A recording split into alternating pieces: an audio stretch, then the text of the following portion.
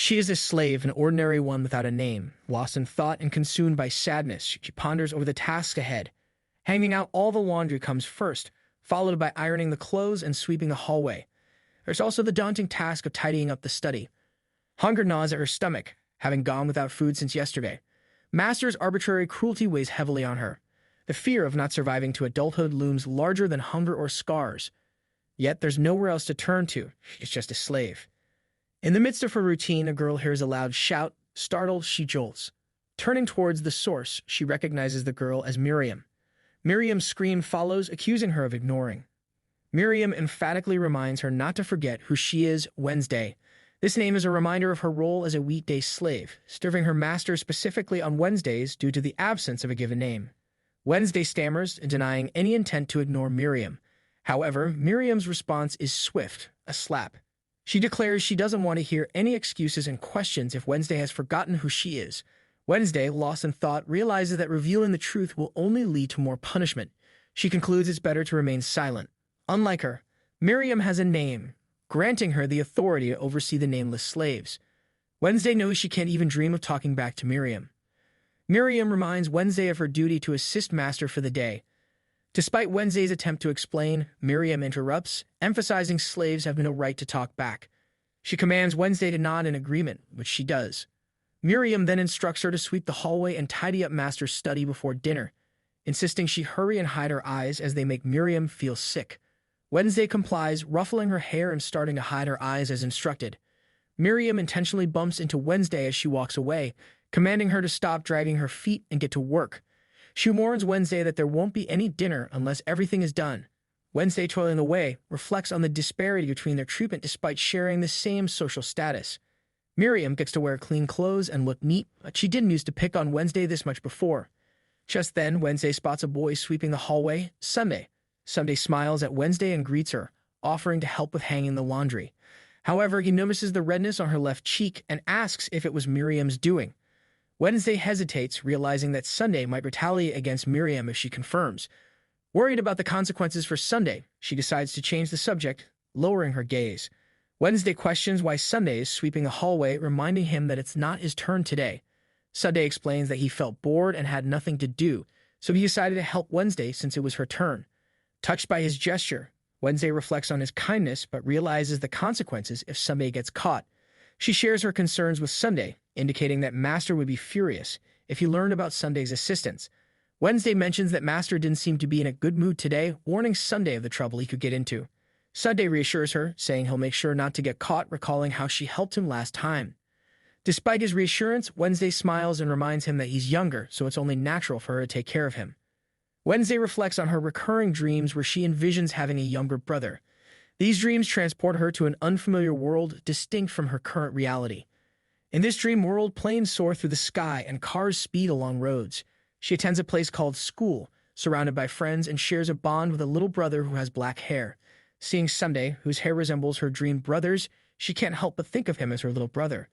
Sunday suggests he might be older than Wednesday, prompting her to ponder the uncertainty of their ages. Despite the lack of concrete knowledge, she confidently asserts that there's no way he's older, pointing out his current size. Sunday scowls, claiming he's not done growing and will eventually be bigger. Wednesday, amused by his anger, beams and agrees, saying he'll be taller than her once he's done growing. Sunday expresses his determination, stating that once he's taller, Wednesday won't treat him like a little brother anymore. Despite his insistence, he takes charge of the situation and instructs Wednesday to go hang the laundry out to dry. Grateful, Wednesday thanks Sunday, who seems determined to assist. As she cautions him to be careful not to get caught by Master, Sunday nods confidently, assuring her that she doesn't need to worry. He then begins cleaning. Wednesday opens the door to the room but halts abruptly upon sensing Master's presence. It's unusual for anyone to be in the study at this time. Her heartbeat quickens, realizing she must keep as quiet as possible. Suddenly, Master's frustration erupts, causing Wednesday to flinch. He slams the table and shouts in frustration about being unable to sell off certain items due to strengthened border inspections. Nervous, Wednesday reassures herself that she'll tidy up quietly and leave. After all, she's not doing anything wrong. Master suddenly notices Wednesday and accuses her of eavesdropping. He angrily berates her for standing there and calls her a good-for-nothing. With force, Master slaps Wednesday, causing her to clench her teeth in pain. Despite the hurt, she knows she can't make a sound. She must hold it in because if she starts crying or makes any noise, Master will only beat her more. Master acknowledges Wednesday's resilience, commenting on her toughness for not crying. Trembling with fear, Wednesday remains silent.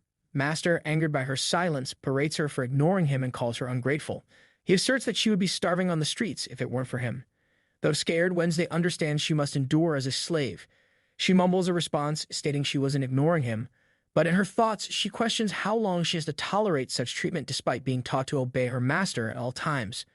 Wednesday, gathering courage, confronts Master with her frustration, expressing the constant anger she faces regardless of her actions or words.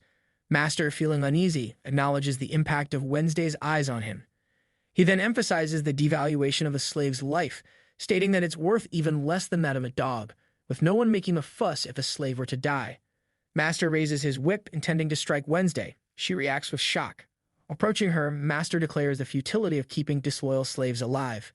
Wednesday stumbles backward as Master threatens to gouge out her eyes. He raises the whip to strike her again.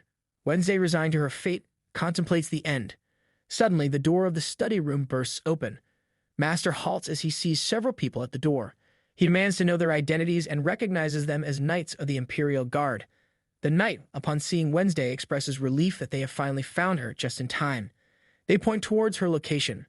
A man with platinum hair addresses Wednesday's master as John Cale, commanding him to drop his weapon.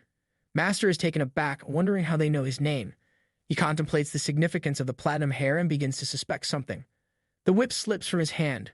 Wednesday, observing the platinum hair man, wonders about his identity, admiring his handsome appearance. The man, upon seeing Wednesday, notes her blonde hair. The knight confirms this observation, acknowledging that her hair isn't quite platinum. The man agrees, mentioning Lady Erica, who had a similar hair color. Master, kneeling and nervous, realizes the implications of addressing the man as Your Highness. He suspects that the man's hair is evidence of his affiliation with a noble imperial family. Master addresses the noble as Your Highness, demeaning Wednesday as a mere servant, describing her as vermin who escaped from something before being interrupted by a kick to his face. He screams in pain, questioning what he did to deserve it. The noble glares, stating that Master offended him. Scared, Wednesday looks at the noble, feeling confused as she wonders if his eyes just turned black. Master groans, attempting to reason with the crown prince, expressing concern that his actions may be excessive, especially as a member of the imperial family. However, the prince dismisses Master's protest, scoffing at the notion of private property for a criminal like him. He throws a paper towards Master, revealing documents proving him to be a slave merchant operating in the border area. The prince asserts that the empire does not show compassion towards criminals. Master, seeing the papers, becomes even more fearful. The prince asserts that Master is well aware of the severe punishment for acts of high treason, such as slave trading, which is forbidden in the empire. Wednesday, astonished upon hearing this, reflects on her past. She realizes that living as a slave was far from enjoyable, marked by subordination and abuse. She would have faced death if she had tried to escape or refused to obey orders, leaving her no choice but to comply. Such was the life of a slave, and she had resigned herself to her fate. However, if slavery was forbidden, she questions why she had to endure such hardships. The prince approaches Wednesday, causing her to react with surprise. He moves her hair away from her face to inspect her eyes. As he does this, Wednesday flinches, recalling negative comments about her eyes from Miriam and Master. Miriam had expressed feeling sick when looking at them, instructing her to hide them, while Master had threatened to cut them out. Fearing the prince's reaction, Wednesday hurriedly tries to hide her eyes, exclaiming, "No, don't." Terrified, she anticipates that he might hit her, particularly because of her eyes. The prince gently questions, "Don't what?" Wednesday expresses her fear, believing that others find her eyes disgusting. The prince, patting her head affectionately, reassures her, saying she doesn't need to be scared and that at least she's not a monster like him. Tearfully, Wednesday wonders about being called a monster. The prince mentions her red eyes, surprising her. She realizes he might find her eyes repulsive compared to his own, which she perceives as a pretty color. Feeling self-conscious, she resolves to hide her eyes quickly. The prince asks Wednesday if she's scared of him, and she frantically shakes her head in denial. He observes her reaction, thinking she might indeed be scared. Meanwhile, Wednesday reflects that the prince mistook her attempt to cover her eyes for fear of him. Turning to the knight, the prince instructs him to bring something. The knight brings a toy as requested. The prince then offers the toy to Wednesday, apologizing if he frightened her and extending the gift to her. Wednesday accepts the plush doll, thinking about its softness, but then gasps, realizing she didn't mean to accept it. Panicked, she insists she doesn't need it and pleads for the prince to take it back, fearing there might be expectations attached to the gift. As their eyes meet, both Wednesday's and the prince's eye colors change. The prince notices this change and smiles, while the knights are shocked. Master, witnessing this in disbelief, doubts its possibility. Turning to Wednesday, the prince declares, "I finally found you, Ascania's savior." Wednesday, realizing that she is the one who will finally save them from their curse. He identifies her as the imperial princess, his little sister, the one and only. The prince expresses his happiness, telling Wednesday that he finally found her after much searching. Confused by his sudden silence, Wednesday wonders if she did something wrong. The prince bends down and asks if she's cold, noticing her red cheeks. Startled, Wednesday denies being cold, but the prince points out her flushed cheeks. Hesitant, she brushes her hand over her cheek and glances at Master, who flinches. Understanding the situation, the prince realizes who caused her harm. The prince takes a step toward Master, who becomes scared and hastily tries to explain. The prince interrupts, stating that before he punishes Master, he wants to ask something. He mentions the change in Wednesday's eye color from green to red at a certain point. Master, taken aback, remains silent. Wednesday listens curiously to the prince's words. Master explains that Wednesday's eyes were initially green but turned red after she fell ill with a disease. He believed it was a long-term effect of her illness. Reflecting, Master recalls feeling uneasy whenever he saw her red eyes, as the color red is associated with bad luck. However, he is startled to hear that she might be of imperial blood. Master questions if the imperial family failed repeatedly to give birth to a girl. The prince agrees with Master, stating that indeed, no girl has been born into the Ascania family due to a curse resulting from the first emperor's evil deeds. He continues, mentioning the belief that if a girl were to be born, the curse would come to an end. Confused, Wednesday wonders about the first emperor's evil deeds and the curse. The prince reveals that 10 years ago, one of his majesty's concubines gave birth to a girl. Master, upon hearing the prince's words, expresses disbelief, insisting that it doesn't make sense. He tries to explain that he found Wednesday after she escaped from the slave market. However, the prince draws his sword, indicating that the change in Wednesday's eye color based on her emotional state signifies her unmistakable Ascania imperial bloodline. Seeing the prince draw his sword in anger, Master becomes fearful and pleads for his life. Witnessing Master's distress, Wednesday trembles in fear. Suddenly, a knight intervenes, draping his robe over Wednesday's face and addressing the prince, emphasizing that the imperial princess shouldn't witness the scene as she's still too young. The prince acknowledges the knight's concern, agreeing that she shouldn't have to witness it. He instructs another knight, Godin, to escort Master away. Godin nods in acknowledgement and proceeds to lead Master away forcefully. After a moment, Master kneels before the prince, pleading for forgiveness and claiming that all he did was raise the child. The prince, sternly rejecting Master's plea, accuses him of digging his own grave and points his sword towards him. Terrified, Master screams in fear. The prince pauses and a knight notices the prince's hesitation, inquiring if something is amiss. The prince then decides to spare Master's life and instructs the knight accordingly. The knight, shocked by the sudden change of heart, questions the prince's decision. The knight contemplates the prince's decision, pondering whether the crown prince felt any compassion toward Master or if there was another motive. However, the prince asserts that Master doesn't deserve an easy death and will beg for it by the time the prince is done with him. Hearing this, the knight shudders and dismisses his previous thoughts, realizing that the prince's gaze, focused on the slave merchant, burns with a cold blue flame. Afterward, the prince approaches Wednesday, who is still covered in the robe. Upon hearing the sound of footsteps at the door, Wednesday flinches and clenches in anticipation, wondering about the approaching presence. The prince removes the robe covering Wednesday's face and observes her, contemplating her small and frail stature. He realizes that she is his one and only little sister, noticing the uneasiness reflected in her green eyes. Individuals of Ascanian descent have eyes that exhibit a unique trait. They change color based on their emotional state. Typically, their eyes are blue, but they transition to black when they experience anger, gold when they are joyful, red when they feel sorrow, purple when they are excited, and green when they are anxious or troubled. The prince reaches out to comfort Wednesday, assuring her that everything is all right. As he extends his hand towards her head, she flinches, but the prince gently pats her head. He expresses that he has waited a long time to meet her and that many others are also eager to meet her. It's time for her to go home. Listening to the prince's words, Wednesday ponders, feeling confused about the notion of going home. She considers this place her home, wondering where he intends to take her and why they refer to her as an imperial princess. When the prince asks if she has any qualms about leaving, Wednesday is puzzled by the term qualms and what it implies. The knight expresses concern to the prince that the term qualms might be too complex for a child of Wednesday's age to grasp.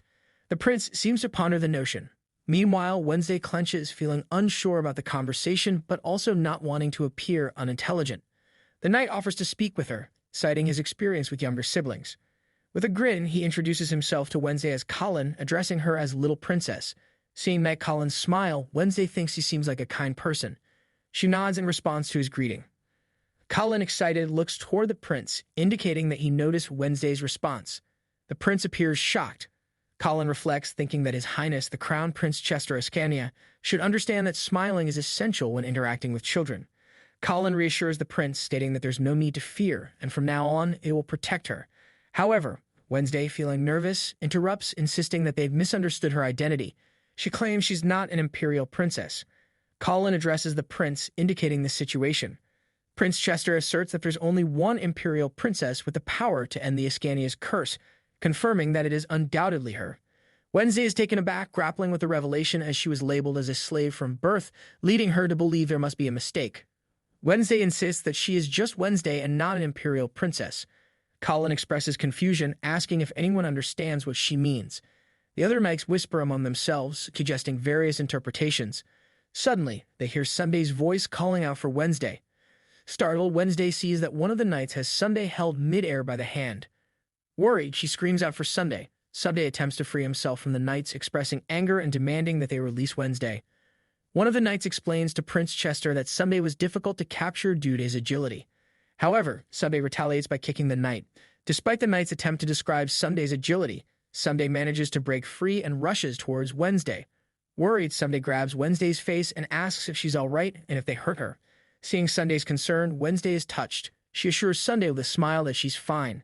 Suddenly, Sunday notices something unusual about Wednesday's eyes. However, Colin pulls Sunday away, prompting Wednesday to feel confused about the situation regarding her eyes. Sunday tries to resist being pulled away by the knight. Sunday attempts to free himself by kicking Colin. Colin remarks on Sunday's boldness, especially for a young boy, for kicking an imperial knight. Knight Heath teases Sunday and warns Colin to watch out, suggesting Sunday might kick him too. Unaware of the tension, Heath starts asking Colin about the whereabouts of the imperial princess they've been searching for. However, upon seeing Wednesday, Heath interrupts himself, questioning if the girl with a unique haircut could be the princess they're seeking. Chester, enraged, shouts at Heath, causing Heath to flinch. Sunday expresses his determination to protect Wednesday and confronts Chester, stating that even if he's a high noble, he won't allow any harm to come to her. As Chester questions why Sunday keeps referring to her as Wednesday, Sunday explains that it's because she's a weekday slave who works on Wednesdays. Chester expresses confusion, prompting Wednesday to explain that young children are trained to perform specific tasks on set days to instill obedience to their master, and those trained in this way are called weekday slaves. Chester becomes enraged upon learning about Wednesday's training and expresses disdain for her former master. Wednesday notices Chester's eyes turning black, confirming her suspicion about the color change when he's angry. Colin empathizes with Wednesday's hardships. However, Wednesday insists she's not an imperial princess and reveals her mother was a slave, assuming her status. Chester contradicts her, stating that her mother was not a slave, but one of the most esteemed noblewomen in the capital. Wednesday is in disbelief upon hearing that her mother was a noblewoman. Sunday questions Chester about Wednesday's noble status, expressing surprise. A knight confirms that Wednesday is not just a noble, but the crown prince's little sister and the imperial princess of Balrog. Sunday, having grown up with Wednesday as slaves, is puzzled, questioning if there might be a mistake. Chester explains that many individuals claim to be the imperial princess, asserting they belong to the Ascania bloodline and could break the curse. However, none of them could substantiate their claims. Wednesday wonders if it's because their eyes didn't change colors. Chester confirms her suspicion, acknowledging that she is the first one to do so. Wednesday thought about the mysterious eyes that could only be found among those of imperial blood. A mother who was said to belong to the highest ranks of nobility, but she would be lucky not to go hungry or get hit for an entire day. She had resigned herself to the fact that this was her destiny. None of this seemed real. If she truly was of such high status, then what did she make of her life until now? Sunday asked why it took so long to come find Wednesday if she really is an imperial princess. Sunday shouted, questioning why they couldn't have hurried a bit, considering what Wednesday had to go through all this time. Colin thought to himself that although he didn't approve of the behavior, he couldn't bring himself to scold him. That kid definitely does have a point, he mused. Sunday stared at Wednesday. He asked if they were going to take Wednesday with him. Chester responded that he was just taking her back to where she belongs. Sunday then insisted that Chester take him too, and that he would do whatever Chester asked of him. Wednesday expressed concern for Sunday, shouting his name and questioning what he was saying. Sunday affirmed that if Wednesday was going, he was going too, no matter where that may be. Colin, upon hearing Sunday's determination, tried to reassure him, saying that all the slaves there had been set free. Heath also attempted to persuade Sunday, stating that there was no need for him to follow Her Highness. However, Sunday insisted that he had already made up his mind and that he was going to protect Wednesday. Heath thought to himself, noting Sunday's interruption mid-sentence as another instance of his behavior. Despite this, Sunday reiterated his resolve, asking to be taken with them. Chester, sarcastically, questioned Sunday's ability to protect her. He then pointed his sword at Sunday's throat, causing Sunday to tremble in fear. Wednesday intervened, shouting for them to stop. She dashed towards Sunday, expressing concern for him, and pleaded with Chester not to hurt Sunday. While Wednesday thought about not letting Chester harm Sunday, Colin grabbed her to stop her. Despite her protests and attempts to break free, Colin held her back. In her thoughts, Wednesday acknowledged Sunday as the only one who had always been there for her enduring hardships together, her one and only friend. She feared for Sunday's safety, contemplating the consequences if anything were to happen to him. Sunday glanced at Wednesday and smiled reassuringly, telling her not to worry about him, assuring her that he would be fine. Chester, observing Sunday's concern for Wednesday, lowered his sword. He cautioned Sunday, warning him to be careful about what he promises, as those who go back on their word are often the quickest to die. Undeterred, Sunday remained firm, stating that he always keeps his promises and that he was willing to do anything for Wednesday, since he owed her his life. Upon hearing Sunday's determination, Wednesday was taken aback. Sunday then requested Chester take him with them, pleading with him. Observing Sunday's eyes, Chester thought to himself that Sunday meant what he said and might be useful to have around. Chester sheathed his sword, indicating indecision.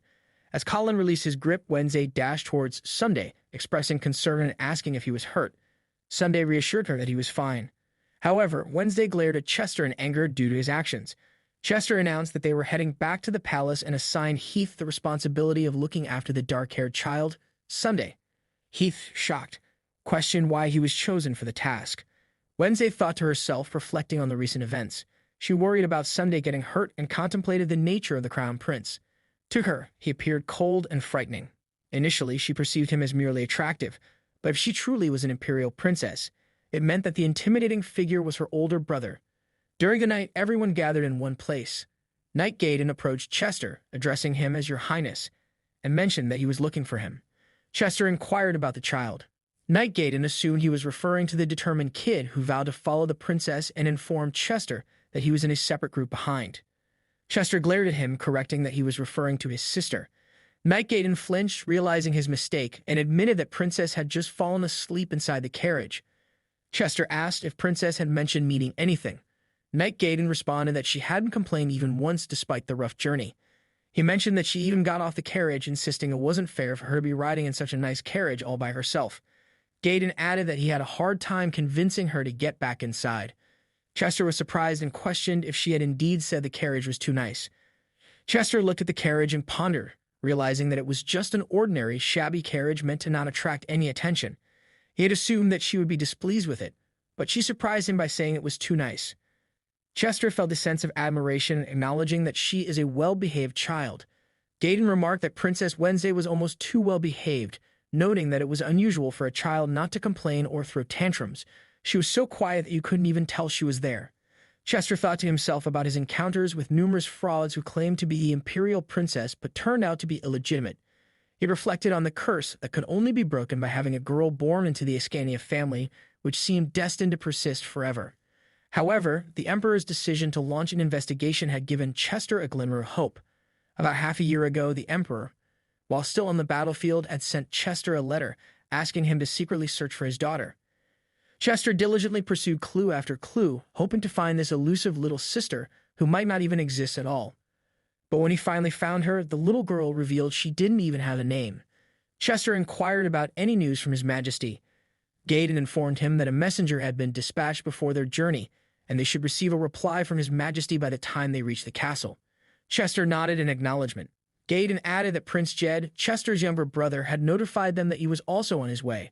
Chester expressed understanding and thought to himself that after all, she's Jed's sister too. Gaydon expressed relief that they managed to find the princess, noting that she seemed like a very bright child. Chester agreed, mentioning that she takes after Lady Erica. Gaydon remarked that Lady Erica was a beautiful woman and expressed certainty that Her Highness would grow into a beautiful princess as well. Chester expressed a hope that she wouldn't take after her mother too much, to which Gaydon responded with a concern, "Your Highness." Chester reflected on the tragic fate of Lady Erica Grames, the Emperor's favorite concubine and the princess's mother. Being chosen as one of the Emperor's concubines exposed women to more danger than the Emperor himself, especially if they gave birth to a girl. The reason was that having a girl entitled one to become the Empire's first ever empress. This triggered intense competition among noble households as they all sought to make their daughters the first empress. Consequently, they couldn't bear seeing another woman give birth to the Emperor's daughter.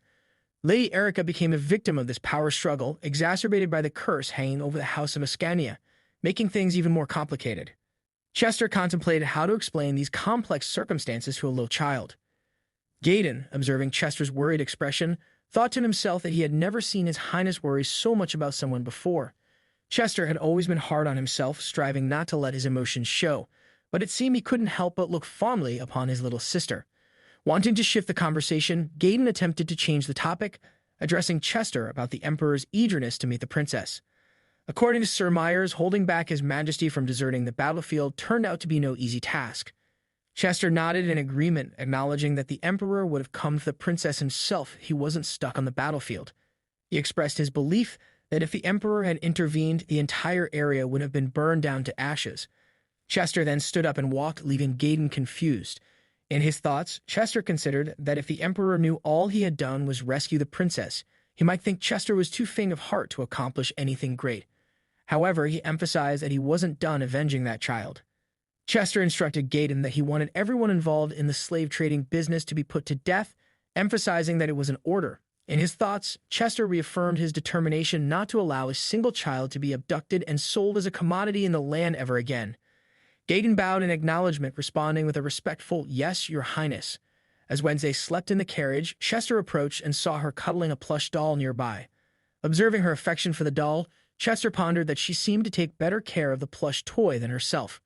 He realized that all she needed to do was ask, and she could have thousands, if not millions of dolls. Gently, Chester lifted his sister along with her doll, arranging them both in a comfortable posture. He smiled, contemplating the many things he wanted to give her: cute dolls, pretty dresses, comfortable shoes, expensive jewelry, and above all, something he couldn't provide just yet. He acknowledged that certain gifts weren't for him to give, but he reassured himself and his sister to hang on just a little longer. Chester believed that by the time they reached the capital, the present she truly deserved would surely be waiting for her there. The next morning, Wednesday woke up feeling as though warm air was filling up every nook and cranny of her body. As she squeezed her plush doll, she appreciated its softness and snugness.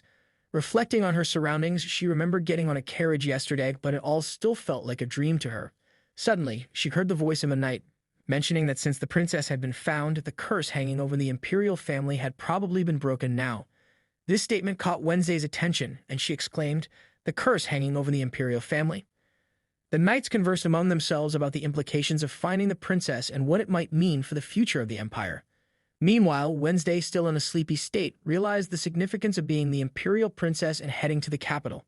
She puzzled over her current situation, wondering how she had ended up in a comfortable position when she distinctly remembered falling asleep on the floor the previous night.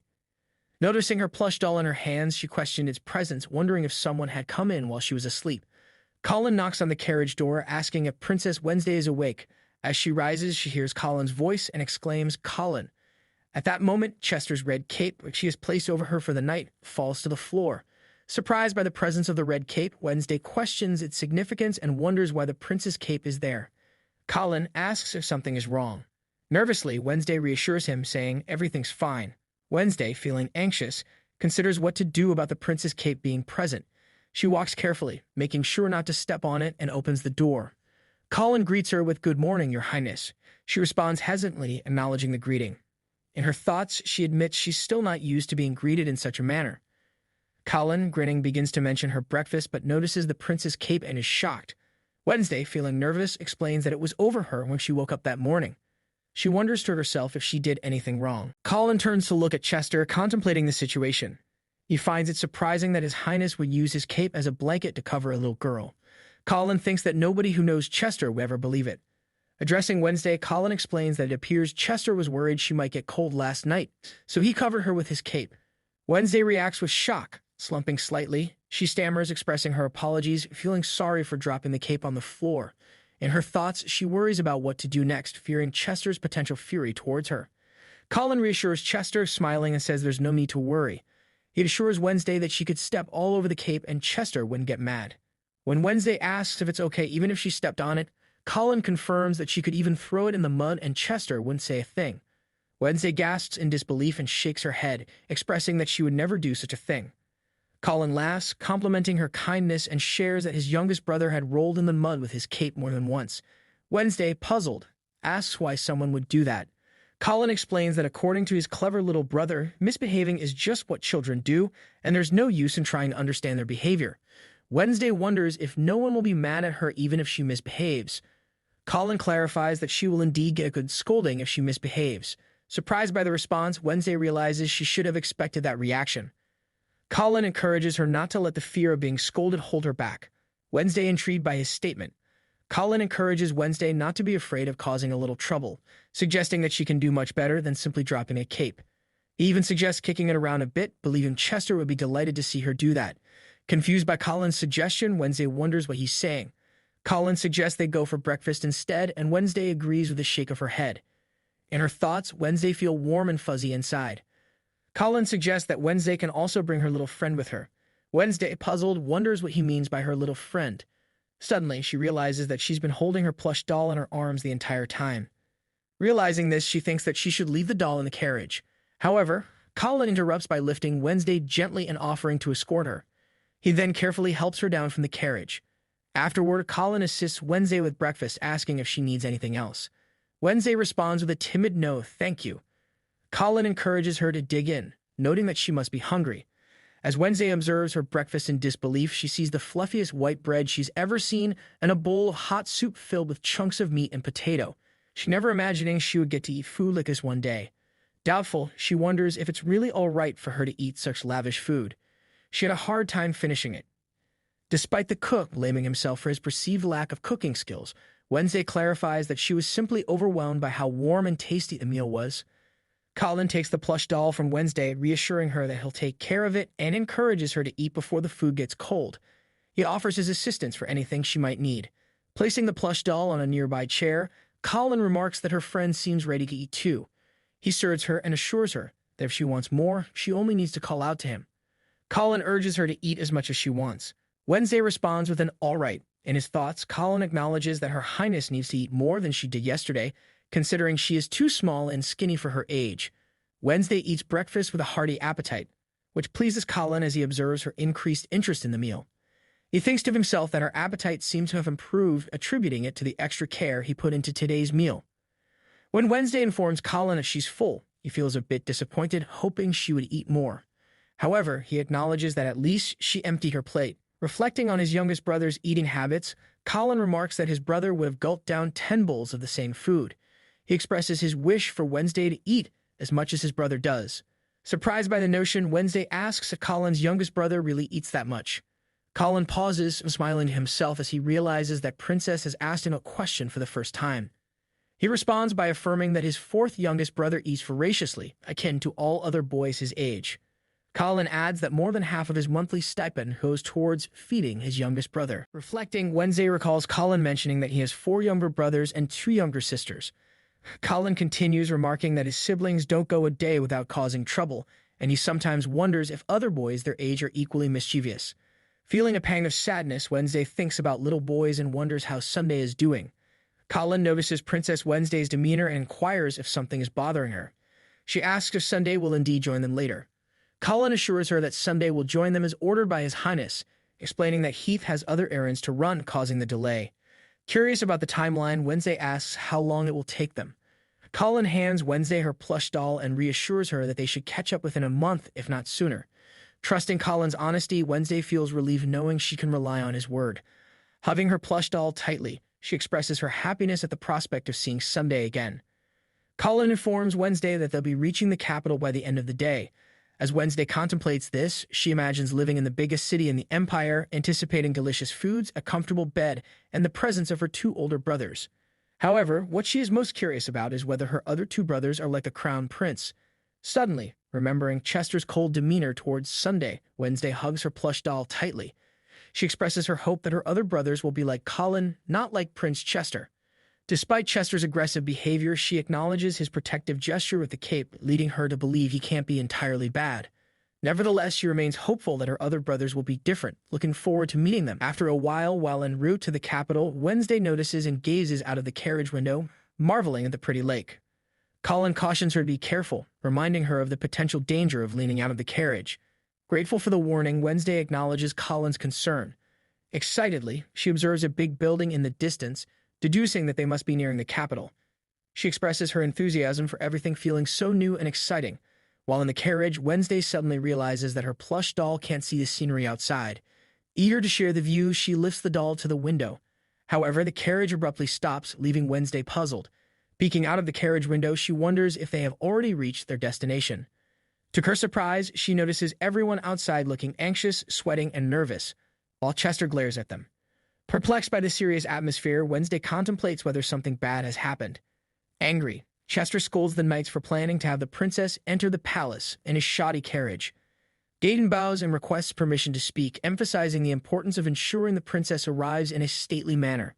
Chester insists on nothing but the largest and most extravagant imperial carriage. Gaydon, however, realizes that obtaining such a carriage isn't as easy as it sounds. Colin explains to Chester that the process for renting carriages with the imperial crest is complicated, and they cannot be taken out of the palace unless a member of the imperial family is present. Chester responds sternly, reminding Colin of his position and instructing him to proceed with getting the carriage. Gaydon and Colin have no immediate response. Colin notices Wednesday peeking through the window and reflects on her pure-hearted nature despite growing up in difficult conditions. He believes her return to the capital warrants a grand celebration with the most splendid of parades. Colin nodded in agreement with the Highness's suggestion. Gaydon looked puzzled. Colin proposed expanding the preparations, suggesting the inclusion of flowers and a marching band to enhance the parade's authenticity. The other knights gasped, wondering what had gotten into him. Chester supported Colin's idea, expressing approval. Turning to Gaydon, he instructed him to inform the Grand Chamberlain about the additional arrangements. Gaydon complied, acknowledging the order from the Highness.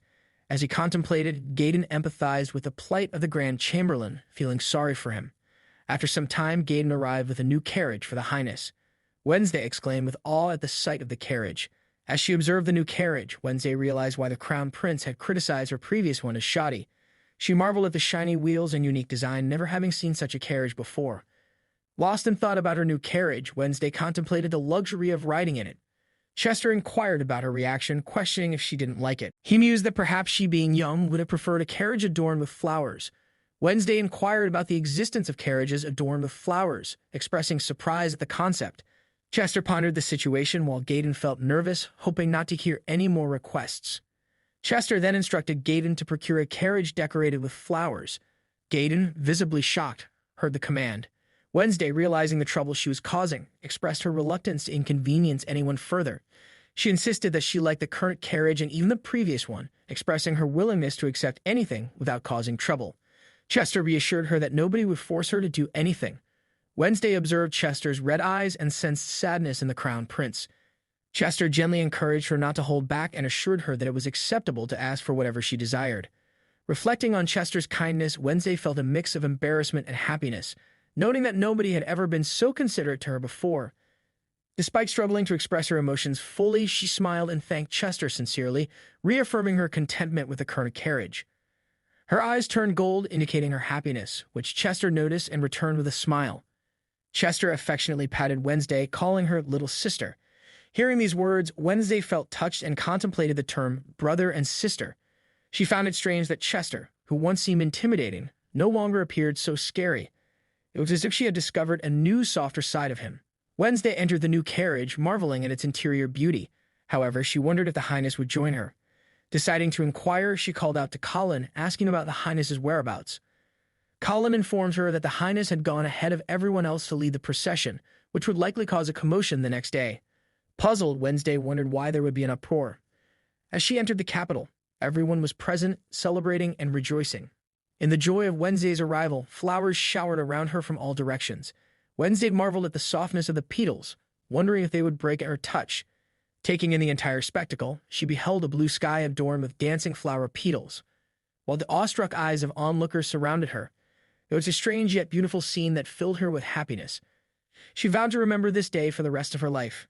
Chester Ascania, the crown prince of Balrog, led the parade to escort his younger sister into the palace.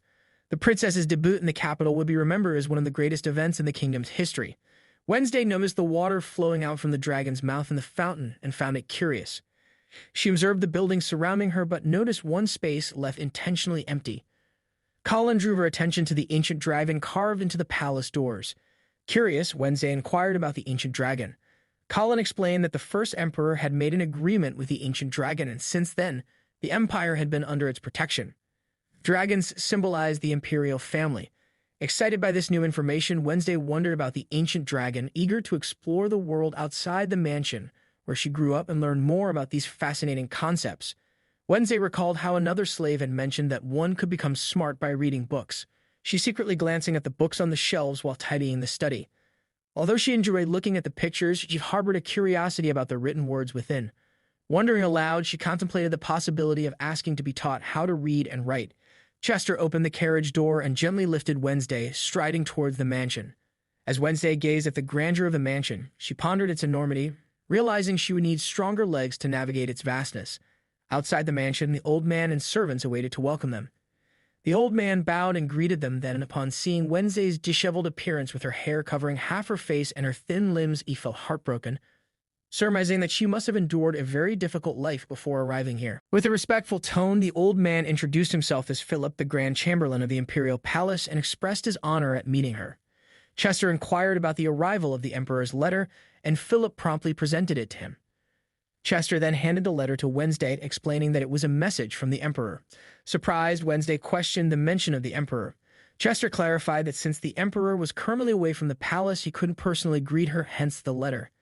As Wednesday took the letter, she felt anxious, squeezing it in her hand because she didn't know how to read.